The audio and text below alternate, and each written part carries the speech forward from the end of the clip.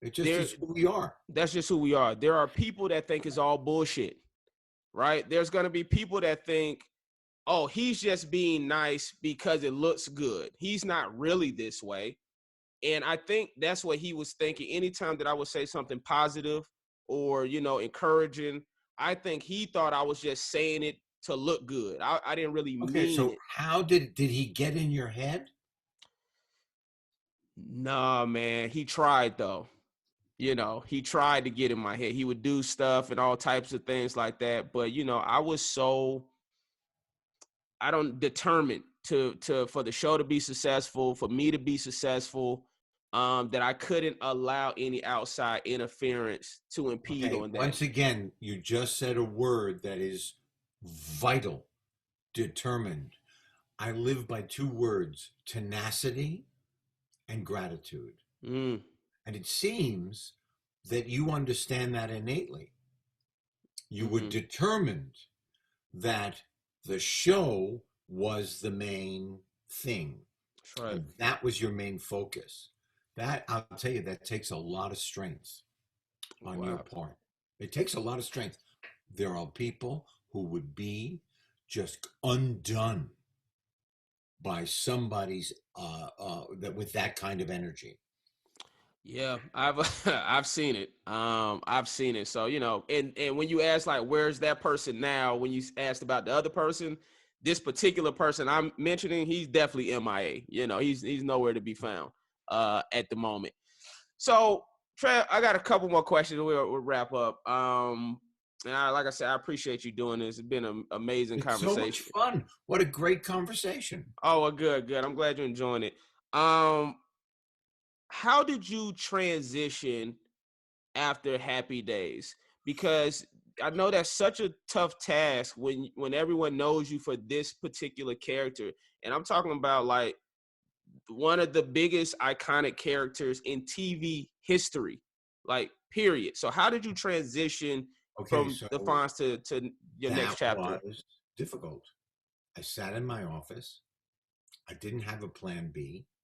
I had just lived my dream times a million. And then I didn't know what to do. And then I would get scripts that were just Fonz like. And then I couldn't get hired because people would say, he is so funny. Or he is a wonderful fellow. Oh, we like him so much, but he was the Fonz. Now, just before that, while I was still doing the show, I thought I was going to go from mountaintop to mountaintop. I thought I was going to beat the system because I got all this mail from all over the world, 126 countries. I got gifts in the mail.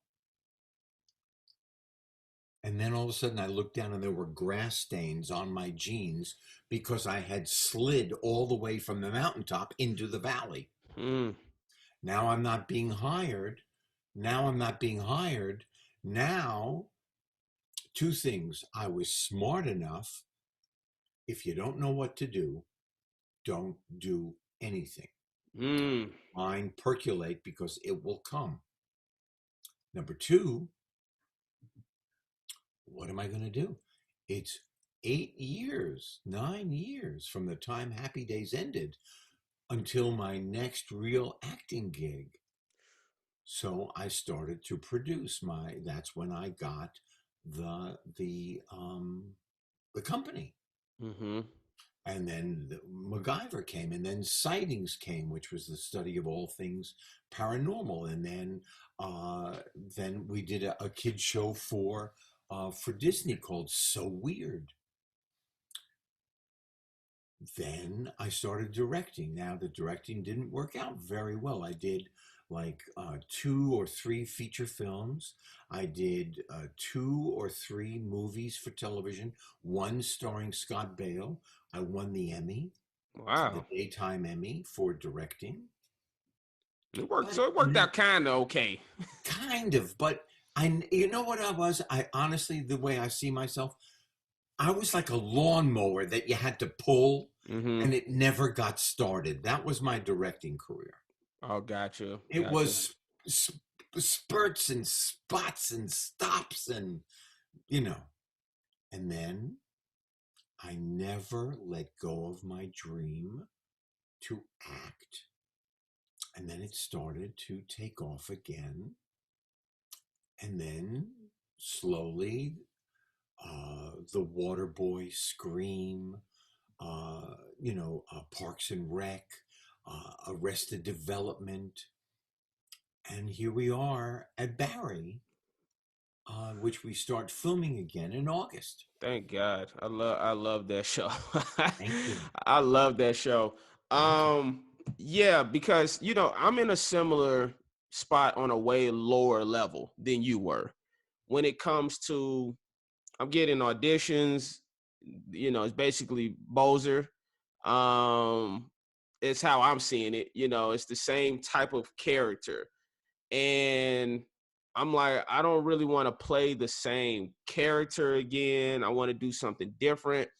I'm very into producing, I'm developing some things. And I'm at a point where it's like, I know I could do comedy, I could do drama. I want to have my show, right? Like the Justin Hire show, whatever that is for me, my Atlanta, whatever, my late night show, whatever it is, like I want to develop that. But what you just said, which is if you don't know what to do, don't do nothing, just kind of, so that's, I know my reps are looking at me like I'm crazy right now, because they're like, Justin, we send you these auditions, and I'm like, but my heart isn't in that right now. And I don't feel like my audition's gonna be that good, and I don't know if I'm gonna be happy doing that.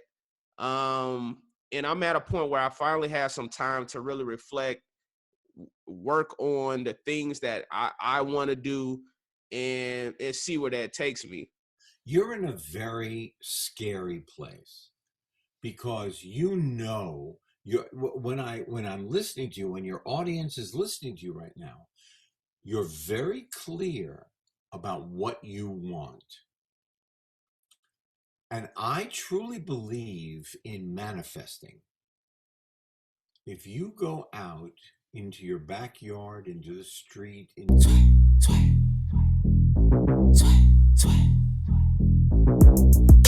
No, I ain't no Jay-Z, but you still get a J. Shooting at niggas like that nigga Clay.